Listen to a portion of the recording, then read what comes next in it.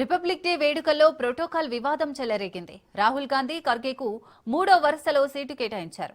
మూడో వరుసలో సీటు కేటాయింపుపై రగడ రాజుకుంది.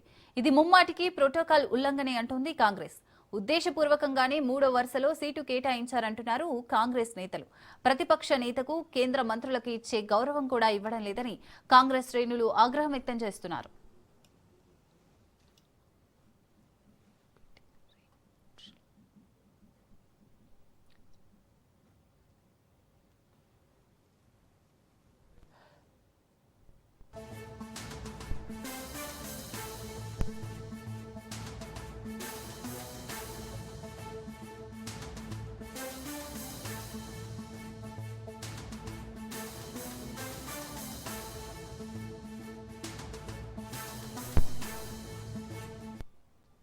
అటారీ వాఘా బోర్డర్లో బీటింగ్ రీట్రీల్ అట్టహాసంగా జరిగింది.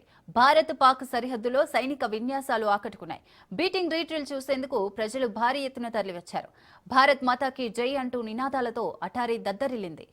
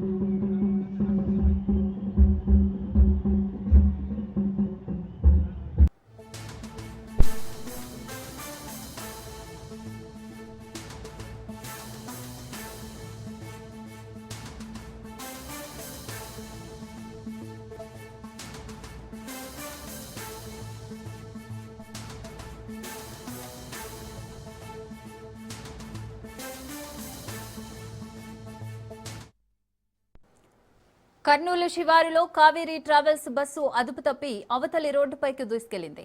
ఆ సమయానికి ఎదురుగా ఏ వాహనం రాకపోవడంతో పెను ప్రమాదం తప్పింది. బస్సులో 29 మంది ప్రయాణికులు ప్రయాణిస్తున్నారు.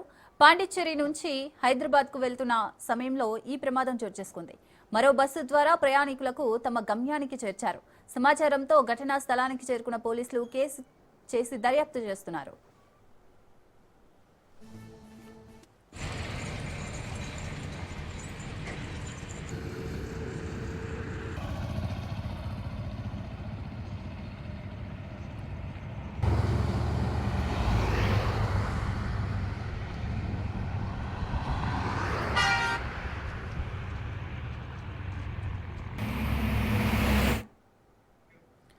కర్నూలు శివారులో కావేరీ ట్రావెల్స్ బస్సు అదుపు తప్పి అవతలి రోడ్డుపైకి దూసుకెళ్లింది. ఆ సమయానికి ఎదురుగా ఏ వాహనం రాకపోవడంతో పెను ప్రమాదం తప్పింది. బస్సులో 29 మంది ప్రయాణికులు ప్రయాణిస్తున్నారు. పాండిచ్చేరి నుంచి హైదరాబాద్ కు వెళ్తున్న సమయంలో ఈ ప్రమాదం చోటు చేసుకుంది. మరో బస్సు ద్వారా ప్రయాణికులకు తమ గమ్యాలకు చేర్చారు. సమాచారంతో ఘటనా స్థలానికి చేరుకున్న పోలీసులు దర్యాప్తు చేస్తున్నారు. రైట్, ఇదే అంశానికి సంబంధించి మరిన్ని డీటెయిల్స్ మా ప్రతినిధి మధు అందిస్తారు. మధు, ఇది కర్నూలులో పెను ప్రమాదం తప్పిందని చెప్పవచ్చు. Private travels bus Kaveri bus Pondicherry నుంచి హైదరాబాద్ కు వెళ్తుండగా డివైడర్ దాటుకుని అవతల వైపుకు వెళ్లడం కూడా జరిగింది. అటు సైడ్ గా ఏ వాహనం రాకపోవడంతో పెను ప్రమాదం తప్పింది. మొత్తం మీద చూసుకున్నట్లయితే ఈ ప్రైవేట్ ట్రావెల్స్ లో తరచూ ప్రమాదాలు చోటు చేసుకుంటున్నాయి. ఈ ప్రైవేట్ ట్రావెల్స్ పైన అటు అధికార యంత్రాంగం దృష్టి సారించినట్లు కూడా కనపడడం లేదు.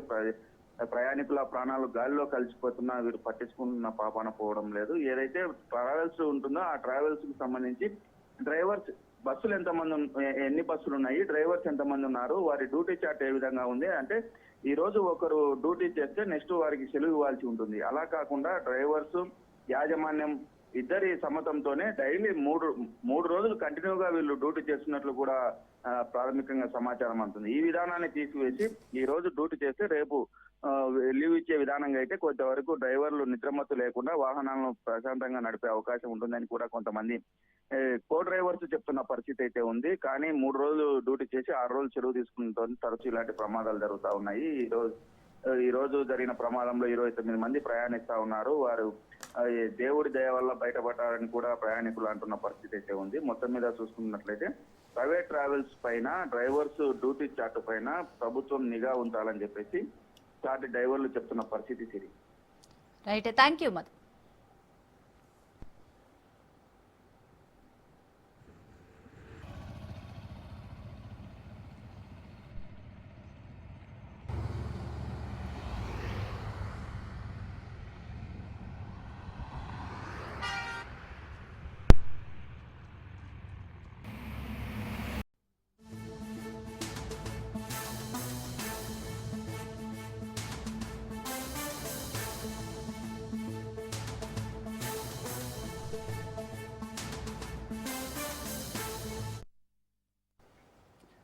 సిట్ మరో కీలక నిర్ణయం తీసుకుంది. బీఆర్ఎస్ మాజీ ఎంపీ సంతోష్ రావుకు సిట్ నోటీసులు ఇచ్చింది.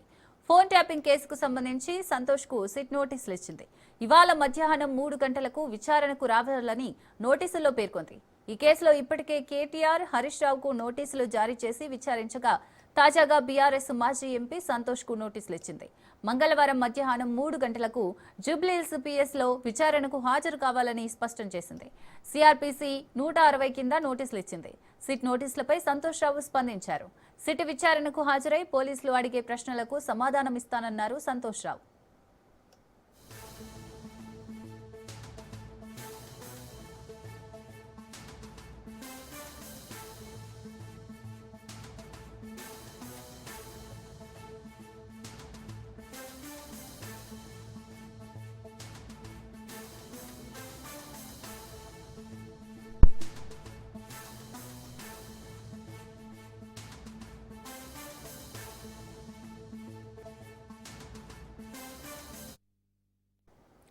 సిట్ మరో కీలక నిర్ణయం తీసుకుంది. బీఆర్ఎస్ మాజీ ఎంపీ సంతోష్ రావుకు సిట్ నోటీసులు ఇచ్చింది.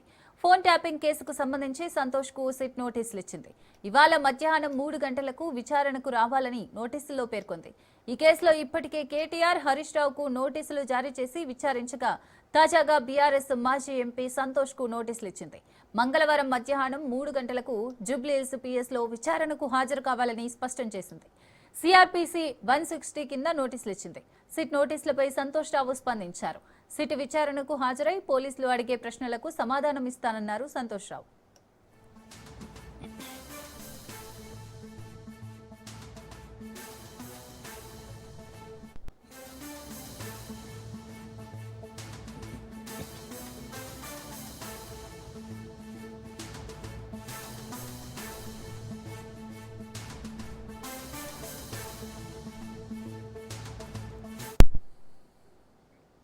సింగరేణి కుంభకోణంపై ఇవాళ గవర్నర్ జిష్ణుదేవ్ వర్మను బీఆర్ఎస్ నేతల బృందం కలవనుంది. సింగరేణి సంస్థలో వేల కోట్ల రూపాయల ప్రజాధనాన్ని కాంగ్రెస్ ప్రభుత్వం లూటీ చేస్తోందని, భారీ కుంభకోణంపై సమగ్ర విచారణ జరిపించి బాధ్యులపై కఠిన చర్యలు తీసుకోవాలని కోరుతూ బీఆర్ఎస్ వర్కింగ్ ప్రెసిడెంట్ కేటీఆర్ నాయకత్వంలో పార్టీ ప్రతినిధి బృందం గవర్నర్ను కలవాలని నిర్ణయించుకుంది.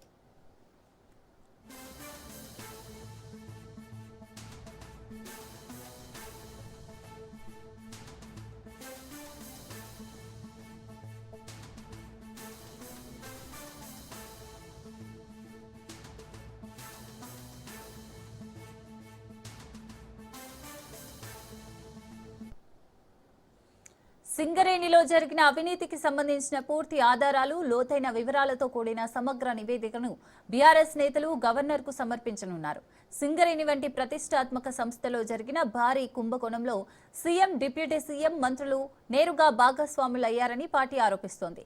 ఈ వ్యవహారంపై రాజ్యాంగబద్ధమైన పదవిలో ఉన్న గవర్నర్ వెంటనే స్పందించి తగిన చర్యలు తీసుకోవాలని విజ్ఞప్తి చేయనున్నారు.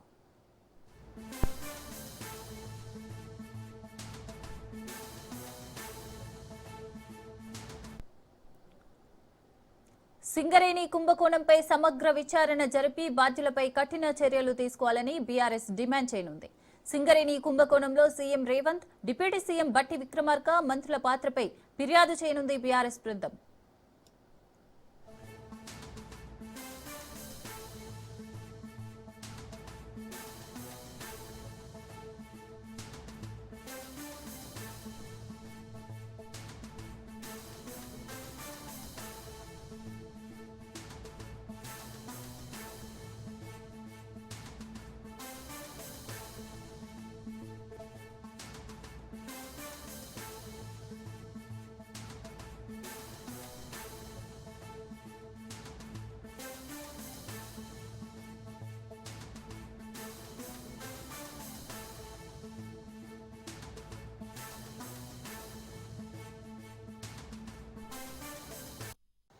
తెలంగాణ భవన్లో రేవంత్ నిరంకుశ పాలన, రాహుల్ మౌనంపై లఘునాటిక ప్రోగ్రాం జరిగింది. ముఖ్య అతిథిగా బీఆర్ఎస్ వర్కింగ్ ప్రెసిడెంట్ పాల్గొని నాటికను తిలకించారు. అనంతరం రాష్ట్రంలో కాంగ్రెస్ పాలనపై తీవ్ర విమర్శలు చేశారు.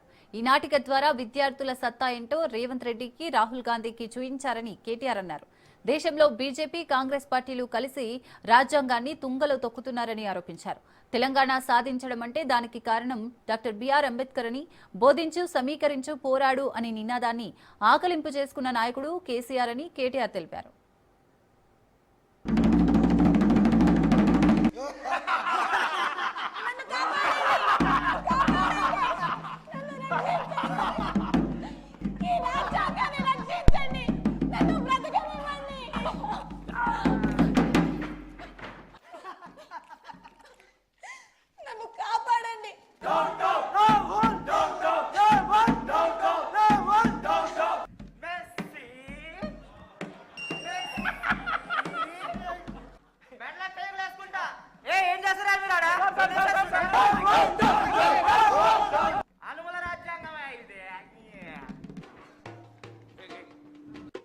देखिए ये हमारे भारत का समाधान రాహుల్ గాంధీ మాట్లాడవయ్యా ఢిల్లీ ఎలక్షన్లకి మూటలు పంపడానికి రాహుల్ గాంధీ ఏంది రాజ్యాంగం ఏంది ఈడంతా అనుమల చట్టమే ఓ రాహుల్ గాంధీ రాహుల్ రెడ్డిలు కలిసి మమ్మల్ని బలి చేస్తున్నారయ్యా మీరు బీఆర్ఎస్ ఎమ్మెల్యేగా సారు పార్టీ ఎందుకు మారారు సారు ఇది రాజ్యాంగ ద్రోహం కాదా అరే నీకు చెప్పి మారాలా భాయ్ ఇక నేనే పుడింగిరా నీకు ఎందుకు చెప్పి మారాలి వెళ్ళిపోయి రాహుల్ గాంధీ రేవంత్ రెడ్డి స్పీకర్ అంతా మనోళ్ళే నమస్తే రాహుల్ జీ రాహుల్ రాజ్యాంగాన్ని కాపాడాల్సింది నువ్వు కాదు నీ నుండి రేవంత్ నుండి రాజ్యాంగాన్ని కాపాడుకోవాలి 10 మంది శాసనసభ్యులు మీకు గుర్తుండాలి ఇదంతా కూడా ఇది రాహుల్ గాంధీ గారు ఆ రోజు ఇక్కడ తుక్కుగూడలో ప్రచురించిన న్యాయపత్రం ఏమన్నారు ఇందులో ఎవరైనా ఒక పార్టీలో గెలిచి ఇంకో పార్టీలోకి ఫిరాయిస్తే వారి పదవి ఆటోమేటిక్ గా తీసేస్తాం వారికి ఇంకా అసలు కోర్టుకు పోవాల్సిన అవసరం లేదు పోరాటాలు చేయాల్సిన అవసరం లేదు అని ఆయన వేదిక మీద చదువుతున్నాడు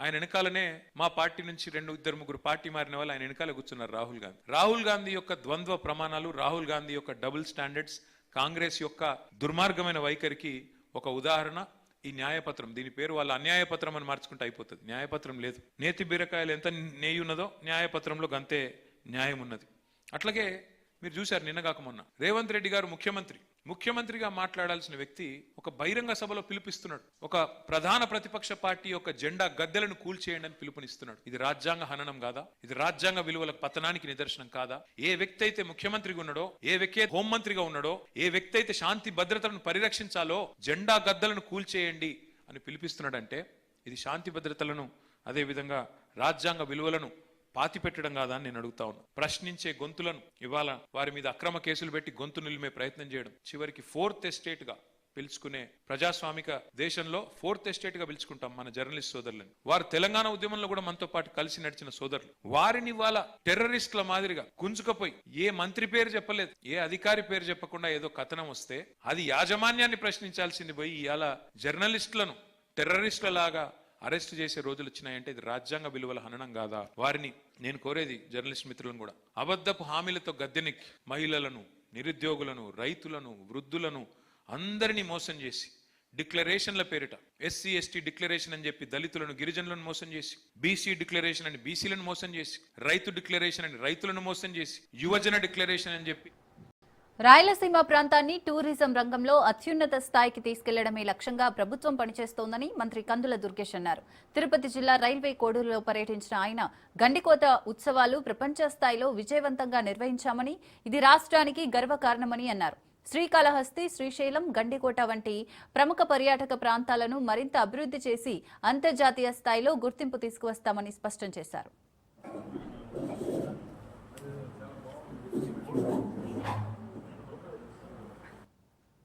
రాజకీయ వ్యవహారాల కమిటీ మీటింగ్ లో అందరూ ఒక నిర్ణయం తీసుకున్నాం. ఏ ప్రాంతానికి వెళ్ళినప్పటికీ కూడా ఆ ప్రాంతంలో ఉన్నటువంటి జనసేన పార్టీ కార్యాలయాలకు వెళ్ళి అక్కడ స్థానికంగా ఉన్నటువంటి నాయకుల్ని, కార్యకర్తల్ని కలవాలనేటువంటి ఆలోచన గతంలోనే చేసాం. ఆ ఆలోచన మేరకు రాష్ట్రంలో ఏ మూలకు వెళ్ళినా కూడా అక్కడ స్థానికంగా జనసేన పార్టీ కార్యాలయాలు ఉంటే అక్కడికి వెళ్ళి అక్కడ ఉన్నటువంటి మిత్రులతో మాట్లాడడం అనేది ఒక కార్యక్రమంగా పెట్టుకున్నాం. ఇవాళ ఆ క్రమంలోనే తిరుపతి వెళుతూ ఇక్కడ ఆగాను. మిత్రులందరూ సాధారణంగా స్వాగతం పలికారు. నిజానికి రాయలసీమ ప్రాంతంలో జనసేన పార్టీ రోజు రోజుకి బలం పుంజుకుంటుంది. ఒక అద్భుతమైనటువంటి ప్రజాబలం జనసేన పార్టీకి ఇవాళ ఉంది. దీన్ని పూర్తి స్థాయిలో రేపొద్దున్న పవర్ పాలిటిక్స్ లో కూడా ఉపయోగపడే విధంగా మార్చుకోవాల్సిన అవసరం కూడా ఉంది. దానికి సంబంధించి జనసేన పార్టీ అధ్యక్షులు, ప్రీతమ నాయకులు పవన్ కళ్యాణ్ గారు ఒక కార్యాచరణ కూడా ఏర్పాటు చేస్తున్నారు. రేపు ఏప్రిల్ నుంచి ఆ కార్యాచరణ అమలు చేయటం, తద్వారా అన్ని చోట్ల కూడా పార్టీ నిర్మాణాన్ని పూర్తి చేయడం లాంటి కార్యక్రమాల గురించి ఒక నిర్ణయం జరుగుతూ ఉంది. రెడ్ బుక్ పేరుతో మంత్రి లోకేష్ చేస్తున్న బెదిరింపులకు ఎట్టి పరిస్థితుల్లో భయపడే ప్రసక్తే లేదన్నారు మాజీ మంత్రి అంబటి రాంబాబు. ఇబ్రహీంపట్నంలో మాజీ మంత్రి జోగి రమేష్ ను అక్రమంగా 83 రోజుల పాటు జైల్లో పెట్టించి చంద్రబాబుకు ఆయనపై ఉన్న కక్ష తీర్చుకున్నారన్నారు. మాజీ మంత్రి జోగి రమేష్ కుటుంబంపై వేధింపులు దుర్మార్గమన్నారు విడుదల రజని. ఈ నేపథ్యంలో జోగి రమేష్ ను కలిసి యోగక్షేమాలు అడిగి తెలుసుకున్నారు విడుదల రజని, అంబటి రాంబాబు. అన్యాయంగా జైల్లో ఉంచడంతో ప్రజల్లో ప్రస్తుతం జోగి రమేష్ కు క్రేజ్ పెరిగిందన్నారు. రాజకీయ కక్ష తీర్చుకోవడం కోసం ప్రభుత్వం పోలీసులను పావులుగా వాడుకుంటుందని, వైసీపీలో యాక్టివ్ గా ఉన్న వారందరిపై కేసులు పెట్టి జైల్లో తోస్తుందన్నారు.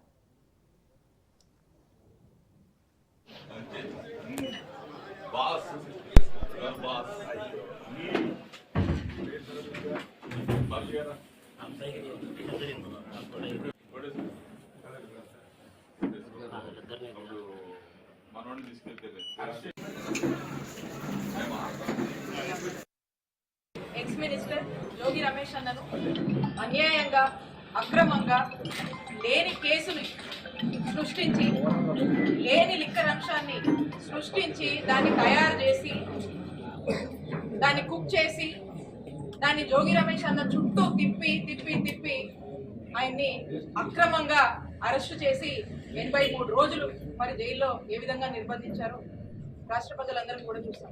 అన్నీ కూడా చరిత్రలో లిఖించబడతాయి. రాబోయే కాలంలో వీటన్నిటికీ మీరు సమాధానం చెప్పుకోవాల్సిన అవసరం ఉంటుంది. శాస్త్రం కాదు, ఇందిరాగాంధీ ఓడిపోయింది, ఎన్టీ రామారావు ఓడిపోయాడు, చంద్రబాబు ఓడిపోయాడు. అధికారం ఉన్నప్పుడు మదంతో వ్యవహరిస్తే వారికి సరైన గుణపాఠం కాలం చూపుతున్న విషయాన్ని మర్చిపోయి వాళ్ళ అక్రమమైన కేసులో జోగి రమేష్ ఇరికిచ్చి నాకు చాలా సందర్భాల్లో మాట్లాడాడు.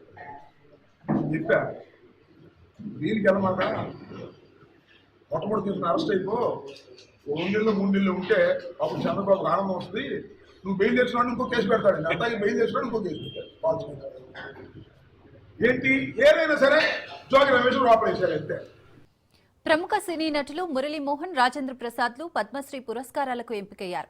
కేంద్ర ప్రభుత్వం ప్రకటించిన పద్మ అవార్డుల్లో ఒకే ఏడాది 2 తెలుగు సినీ నటులకు పద్మశ్రీలు రావడం పట్ల సర్వత్రా సంతోషం వ్యక్తమవుతోంది.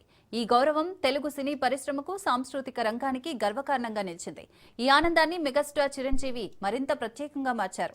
ఆయన స్వయంగా మురళీమోహన్, రాజేంద్ర ప్రసాద్ నివాసాలకు వెళ్లి వారిని శాలువాలతో సత్కరించి పుష్పగుచ్చాలు అందజేసి హృదయపూర్వక అభినందనలు తెలిపారు. దశాబ్దాల పాటు కలిసి ప్రయాణించిన అనుబంధం, పరస్పర గౌరవం ఈ సందర్భంలో ప్రతిబింబించాయి.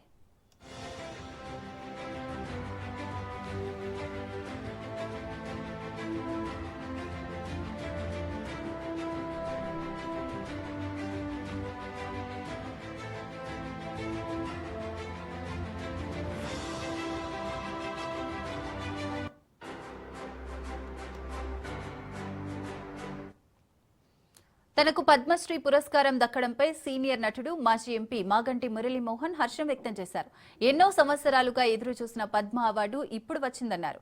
లేటుగా వచ్చినా లేటెస్ట్ గా వచ్చిందని, ఏదైనా ఎదురు చూపుల తర్వాత దొరికితే దాని విలువ ఎక్కువన్నారు. ఇంత మంచి అవార్డును ఇచ్చిన ప్రధాని మోడీకి AP CM Chandrababu, Telangana CM Revanth Reddy, చలనచిత్ర పరిశ్రమ ప్రముఖులందరికీ కృతజ్ఞతలు తెలిపారు ఆయన. అందరికీ నమస్కారం అండి. చాలా సంతోషంగా ఉంది నాకు, ఎందుకంటే ఎన్నో సంవత్సరాలుగా ఎదురు చూసిన ఈ పద్మ అవార్డ్స్ ఫంక్షన్ నిన్న సాయంత్రం 6 గంటలకు అనౌన్స్ చేసినప్పటి నుంచి అనేక మంది మిత్రులు, శ్రేయోభిలాషులు, మీడియా వారు అందరూ కూడా ఫోన్ చేస్తుంటే వాళ్ళందరికీ కూడా నా సంతోషాన్ని పంచుకునే అవకాశం నాకు వచ్చింది. మీకు ఎప్పుడో రావాల్సిందండి, ఇప్పటికైనా వచ్చిందంటే, sir nothing is late, it is లేట్గా వచ్చిన లేటెస్ట్గా వచ్చిందండి అని చెప్పి. ఎందుకంటే అన్నీ మనం అనుకున్నప్పుడే రావు. తర్వాత ఏదైనా చెట్టుకు పండుగ చూసి కోసుకుందాం అన్నప్పుడు దొరికితే దాని అందం అప్పుడుతోటే పోద్ది. దొరకలేదు అని ఎదురు చూసిన తర్వాత దొరికితే దానికి వాల్యూ ఎక్కువ ఉంటుంది. ఇది కూడా నేను అలాగే ఫీల్ అవుతున్నాను. చాలా చాలా సంతోషంగా ఉంది. మిత్రులందరికీ కూడా నా శుభాకాంక్షలు తెలియజేస్తున్నాను. ఇంకా వేరే సందర్భంలో క్లియర్గా డీసెంట్గా తర్వాత మాట్లాడతాను.